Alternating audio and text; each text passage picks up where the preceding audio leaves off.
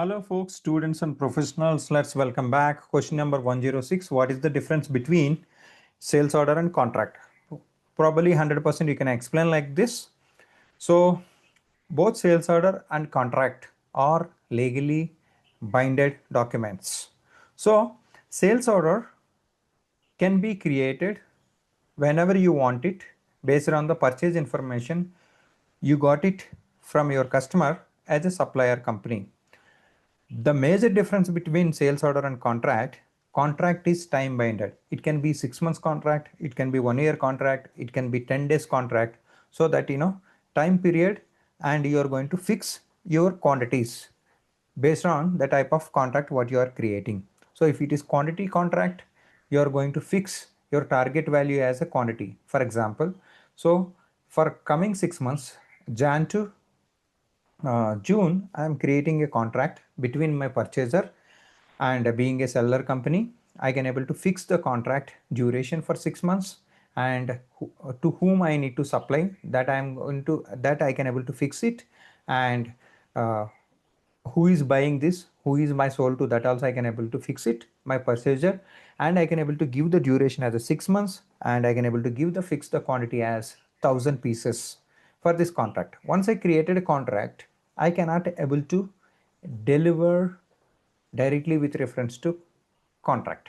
Either single release order or else multiple release orders can be used to consume contract target quantity.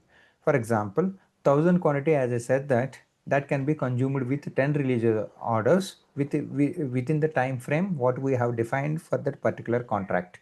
Okay, for January 100 quantity, like that. So whereas sales order, it is your quantities cannot be fixed, your duration cannot be fixed, it can be created directly without contract also. So again, your sales order or release order is subset of your contract. So why I am explaining this one based on my functional knowledge?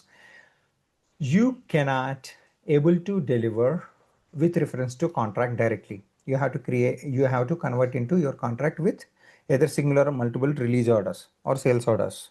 But whereas sales order, you can able to create it, you can able to create the delivery with reference to sales order directly.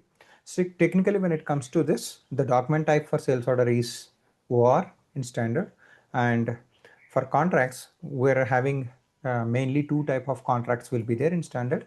One is quantity contract and second one is value contract. For quantity contract, the document type is QC and or CQ, depends on the S4 version or ECC version. When it comes to value contract, WK1 and WK2 with material specific and without material specific, two value contracts will be created. So the major difference between quantity contract and value contract, you will fix the quantity as a target for quantity contract, whereas your value you are going to fix as a target for value contract. So technically, when it comes to the major difference, you can able to find in item category definition. So for sales order, it is TAN. For quantity contract, it is KMN, and WKN is for your value contract. The major difference between these three item categories is your quantity contract and value contract is not relevant for credit management, whereas TAN is relevant for credit management when it comes to the billing quantity. So it is like C is the targeted quantity for your quantity contract, and whereas TAN, uh, it can be like your delivery related quantity can be, you can able to take a reference as or order related quantity, you can able to take a reference. So this is the major difference. When it comes to schedule lines, you cannot define schedule lines for, you cannot fix the dates for quantity except the duration. So whereas sales order, you are going to determine schedule lines, depends on the scenario, the schedule line category what you have chosen, either CP or CN. Okay, so this is the major difference you need to get explained to the interviewer.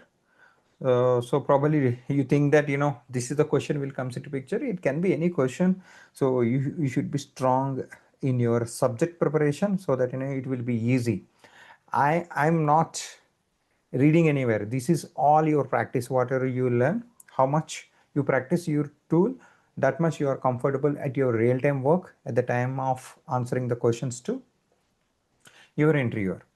Okay, thank you so much. Thanks for joining the session. If you're not at subscribe, please subscribe. Currently I'm holding 9,565 students, and this is my S4 HANA full-time course with 97 hours. I'm specifically looking for you. If you're looking forward more than 200 plus questions, you can subscribe this course at one place, or else you can try in my YouTube channel also. This is for condition contract management. You are so confident at your learning. If you don't have real-time knowledge, better you try these courses. One is for getting master to write functional specification, and is for your idoc training, and this is for your ECC course with 116 hours with 438 lectures. If you are looking for pricing in depth for standard, you can try this course with on S4 on a screen. And currently I'm holding 17.5 total hours with 58 lectures. So this is the basic course on ECC. If you don't have basics, you can give it a try, and this is one of my best course out of all courses. Currently I'm holding 3000 plus students alone for this course. You can give it a try, and if you are looking for business partners, I have explained 3 scenarios. All these are the different courses available at my end. You can give it a try. Thank you so much. Wishing you all the best and have a great day.